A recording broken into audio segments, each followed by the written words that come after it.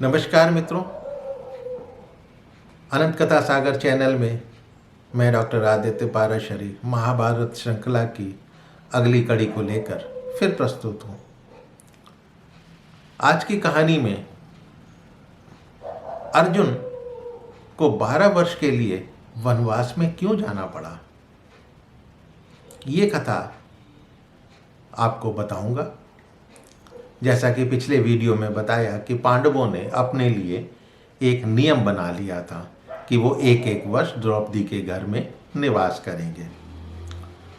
उसके बाद वो प्रसन्नतापूर्वक रहने लगे। तो एक दिन कुछ चोरों ने ब्राह्मणों की गाय चुरा ली थी। तो ब्राह्मण ने क्रोधित होकर खांडवप्रस्थ आकर पांडवों को पुकारा कि हमारे गांव से कुछ चोर जबरदस्ती गायों को चुरा कर ले जा रहे हैं, हमारा गोधन चुरा कर ले जा रहे हैं, उनकी रक्षा के लिए दौड़ो।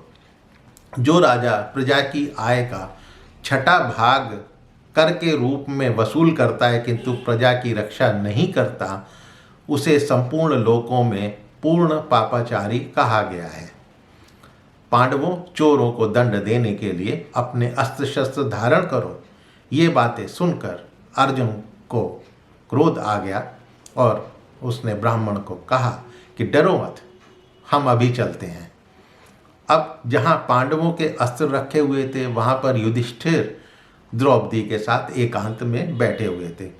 अतः अर्जुन ना तो घर में प्रवेश कर सकते थे और ना खाली हाथ चोरों का पीछा कर सकते थे। अब क्या करें?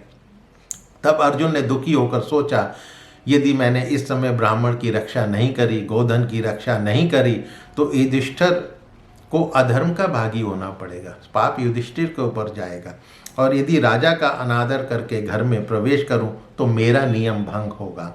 राजा की उपस्थिति में घर में प्रवेश करने से मुझे ही तो वन में निवास करना पड़ेगा, लेकिन महाराज के तिरस्कार के सामने ये बात तुच्छ और उपेक्षणीय है। यदि नियम भंग का दोष मुझे प्राप्त होता भी है या वन में मेरी मृत्यु हो भी जाए तो भी गौ ब्राह्मण रक्षा रूप ये धर्म का पालन होगा। ब्राह्मण की रक्षा के रूप में ये धर्म का पालन ही होगा।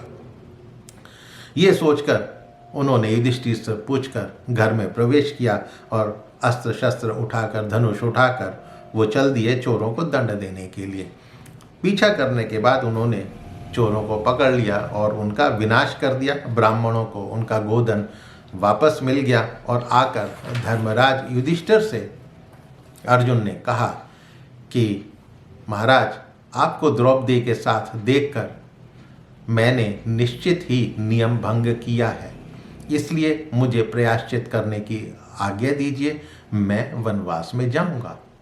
अब ये सुनकर युधिष्ठिर बहुत दुखी हो गए, आश्चर्य में भी पड़ गए। तब युधिष्ठिर बोले कि तुमने घर में प्रवेश कर मेरा प्रिय कार्य करा है, तुम मेरी ही इज्जत के लिए, तुम मेरे ही यश की रक्षा के लिए तुमने ये कार्य किया है, वो अप्रिय नहीं है।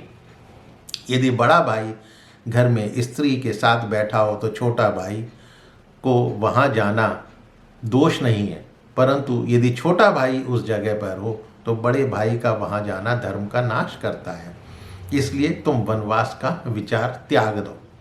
तब अर्जुन ने कहा कि आपने ही तो कहा था कि धर्माचरण में बहानेबाजी नहीं करनी चाहिए, इसलिए आप मुझे वनवास की आज्ञा दें। तब अर्जुन 12 वर्षों के वनवास के लिए वो निकल पड़े। तो इस कारण से अर्जुन को वनवास के लिए 12 वर्षों के लिए वन में जाना पड़ा। तो मित्रों, कथा आपको अवश्य पसंद आ रही होगी। पसंद आ रही हो तो मेरे चैनल को सब्सक्राइब करना मत भूलिएगा और अपने इष्ट मित्रों से इसको शेयर अवश्य कीजिएगा। फिर मिलता हूँ इसी कड़ी में अगली कथा के साथ। तब तक के लिए नमस्कार।